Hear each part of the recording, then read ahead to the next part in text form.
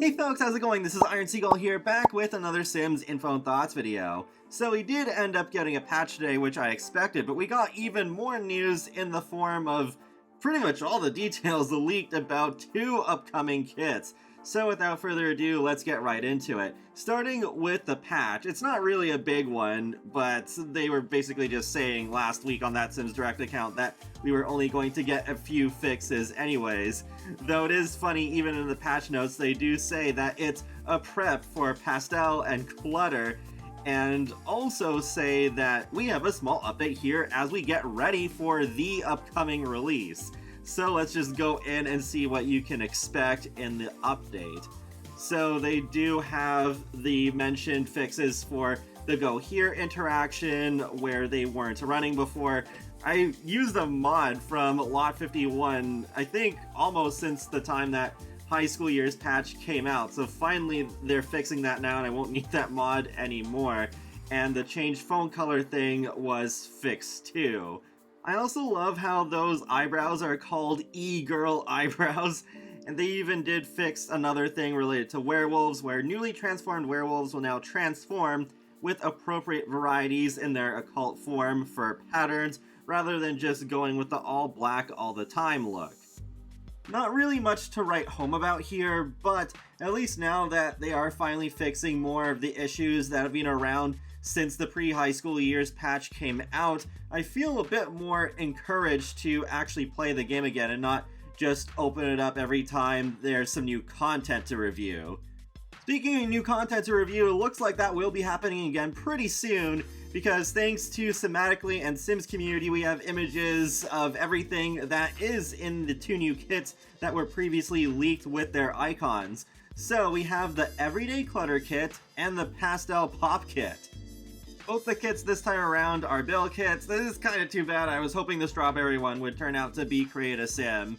But at least one of my guesses about the coffee and envelope kit was right, a clutter kit. Looking at the Everyday Clutter kit first, we have a total of 30 items, which is definitely more than the low to mid 20s that we typically get in these kits, which is really good, though I guess it is just because these are meant to be decorative clutter items, none of them being functional in any way, so perhaps there was just more room in the budget. I think there is a decent range of items here, though I do find it funny with that first item, it has a pair of dumbbells, and I've wanted functional ones for quite a while in The Sims, so it's like, oh, I wish they'd give us more functional workout equipment. I also don't like how the phone and the keys are one combined item. Like, they just keep doing this over and over again. How many times do we need to tell The Sims that we hate it when they do that, without at least having the option of having the 2 items by themselves? Because yeah, I think that is annoying. Like, sure, sometimes I would want to have those 2 nearby, but guess we just gotta rely on custom content creators to separate them. However, I think this could still end up being one of my favorite kits, because even though I'm not really much of a builder, I do like decorating, and I imagine myself using this kit quite a lot to make a house feel more like a home. One of the items I think that's really cute is the set of frames and the fish that is partially framed by a fishing rod, so I think that's going to be great for my Sims who love to fish. I also want to point out that bin on the very right side of the screenshot, because this is the exact same one we saw in one of the concept art pieces shown during the Behind the Sims Summit livestream recently. So turns out this concept art isn't entirely just for expansion packs. So I guess we might end up getting that lingerie kit that I've been asking for a while now. Maybe that will release towards Valentine's Day next year. Worth noting too is that chair in the lower right corner. That's from the Pastel Pop kit, but we'll get to that in a minute. In the second screenshot for this kit, we do actually see that one of the clutter items is doubling as a radio, because there's music notes coming out of it. So okay, not every single item in this kit is purely decor, but this might end up being the only one with a function. We'll see. Now for the Pastel Pop kit. So I don't really like this as much as the Everyday Clutter kit, But I think there are still some potentially interesting items in this one.